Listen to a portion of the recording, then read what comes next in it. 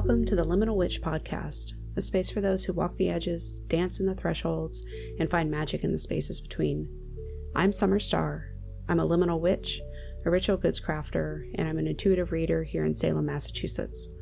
If you've ever felt like your practice doesn't fit neatly into one category or tradition, or if you feel pulled to the provocative edges of the unknown, then this podcast is meant for you. Today I'd like to talk about animism in a modern world full of concrete and consumerism. Especially for those who don't have daily access to untouched forests and wild landscapes, or long hours to sit and listen to the wind without airplanes circling overhead. Sometimes it's really tough to form connections to objects and materials around us, and it might even feel impossible for some of you. But as an animist, it's really important to remember that consciousness exists everywhere and in everything. So firstly, to make sure everybody knows kind of where I'm coming from, what is animism? Generally speaking, it's the belief that everything has a spirit or at least some level of consciousness. For most of us, thinking that animals have souls, it's a pretty acceptable notion. But in animism, this belief extends to literally everything. So that includes rocks and trees and other inanimate objects, elements, various spaces like caves, weather events, and even man-made objects like cars and toys. I'd argue that most of us are actually natural animists from birth, but at some point modern society kind of just drills it out of us. It stops being cute to think that your stuffed animals are alive or your toys are alive, and, it becomes really weird to worry that your teddy bear, for example, is suffocating in a suitcase. Yeah, I was one of those kids, and, I still am if I'm being honest. Animism is about believing that everything has an essence and an awareness simply because it exists. It encourages you to develop relationships with those essences and really explore how to have an ongoing dialogue with the world around you.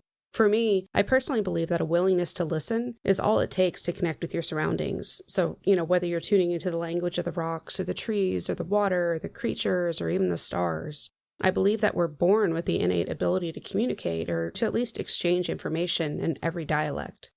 So there is no learning curve to hear the rhythms because we're born of the rhythm. And animism encourages us to embrace that perspective that, we're part of a whole. We're not exceptional to the whole.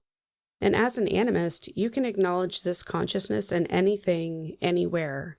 There's this stereotype I hear sometimes that, animism it's something that you can only practice or understand if you're barefoot in the dirt, or you're deep in the woods, or living in or visiting some really remote place where nature's still, quote unquote, wild. And don't get me wrong, those places, they offer their own really powerful primal connections. But it's only about that location if you're trying to build a connection with a local land spirit. But when it comes to honoring the spirit of an object or a material or an element or really anything, location doesn't necessarily matter. And this is a really important point for those of you who feel isolated from natural rhythms. Like you can't make an energetic connection because you're surrounded by concrete and steel. But that's the beauty of animism. The energy of the land isn't erased just because there's concrete over it. The spirits of a place don't necessarily vanish when buildings go up, unless of course they choose to leave with the extracted materials. They might adapt or shift, or maybe they're angry. And sadly, really sadly, they might even settle into this quiet grief because they've been forgotten. The same energetic conversations that happen in old-growth forests are happening in the cracks of the sidewalk, in the rusting metal of the fire escape, or the rain that's pooling in a rooftop garden, or maybe your window planter box.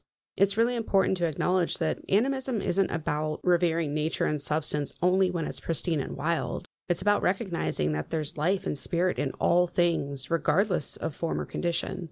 And I get it. Maybe you're someone who works long hours, and maybe your life is really tangled in city streets and subway tunnels. And maybe the only tree that you see regularly is on the outside of your office window. That doesn't mean you aren't immersed in the flow of existence. It just means your connection might look a little different. And for those of you who do have access to, or you live among open spaces, mountains, forests, rivers, deserts, your role isn't separate from this conversation. You're in communication with those places, and that comes with responsibility too. It means listening to the land beyond what it can give you. It means learning its rhythms and understanding its cycles and recognizing that wild spaces aren't just passive backdrops for your spiritual practice. These spaces themselves are living entities, and they have many souled inhabitants, and they hold memory and history and presence just as much as anything in the city does. So wherever you are, listen, feel, and pay close attention to the messages that are coming through. I think the most important goal of this episode is to bring awareness to the source and energy of everything in your life, regardless of your setting. So to me, animism isn't just about honoring what exists right in front of you. It's also about honoring everything that's been displaced or altered or sacrificed to put those objects that you rely on into your hands. And if you think about it, as much as modern society is a melting pot of people from different cultures and races, bloodlines, traditions, it's also a melting pot of the materials that shape our world. Every object around you carries a lineage, a journey, and a cost, and your relationship with all those energies matters. So think about that for a minute. The metal and the rare earth minerals that are in your car or your phone, the wood in your furniture, the materials in your clothing, the cement in your buildings and under your feet while you're walking around on sidewalks, even the asphalt on your roads and the tires on your car or your bike. I mean, so many things. Every single item that you interact with during your day, it required the disruption of a local environment somewhere, so the materials or the ingredients could be extracted, processed, and then assembled. So, a forest may have been cleared, a mountain hollowed out, rivers and lakes drained possibly nearly dry, chemicals injected deep underground, and that's not even touching on the billions, like literal billions of plants and animals, possibly trillions, I have no idea. I sound like Trump now, who were displaced and just had no say in the destruction of their habitat. A squirrel or a raccoon may have lost its home, and a sensitive plant species demolished, or, I don't know, maybe, a migratory bird may have lost a generations-long roosting space. All those spirits of place were disrupted, and the voices of the land and creatures silenced and snuffed out, just so some company somewhere could source what was needed to make the thing you or I bought to use. And you know what? That's just the sad reality of consumerism, however you paint it, even if you're an eco-conscious shopper and consumer like me. But those spirits can and should be honored. The cycle doesn't have to be mindless, and we don't have to be apathetic consumers. To live as an animist in today's world, it can be really challenging, and we have to make a conscious choice to see and to recognize and, hold reverence in a world that demands speed and convenience and really removes and dilutes the connection to the source materials or the environment or anything that was displaced or touched in the process of making that item and bringing it to you. We're so detached from the source of things, and we forget that every single thing created, whether it's your laptop or your mouse or this mic I'm speaking into or anything, something from our planet participated in the creation of that, and something was destroyed and something was extracted, and something was altered to put that thing in front of you and to put it into your hands. And again, the reality is many of us either won't or just can't stop being consumers. There's really no way to stop consuming unless you're somehow, off the grid, which I don't know how you're listening to this if you are, but if you're off the grid and you grow everything yourself and extract everything yourself, you don't drive, you don't use any petroleum, like you literally don't use anything that comes from anywhere outside of your domain, which actually that's not correct either because you're still consuming. I guess I'm trying to make the point that you're not relying on the destruction of an externalized source of those products, but you're still consuming, you're still taking things from the land in order to advance your situation and literally stay alive. But it is what it is. What you can do every day is choose to honor the spirits of place and substance, the things that were impacted, to say thank you and shift from passive use to active stewardship.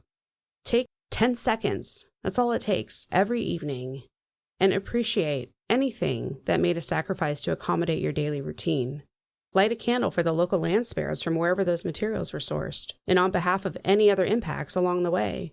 Honor them and give thanks in the same way that I hope you also thank the plants and animals that give up their existence literally for your life and nourishment.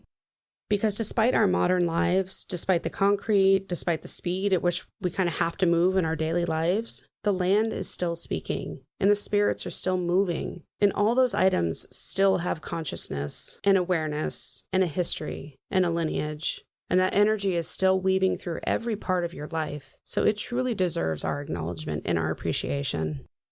I'll leave it at that for now. It's kind of a heavy topic. Hopefully I didn't make it too depressing.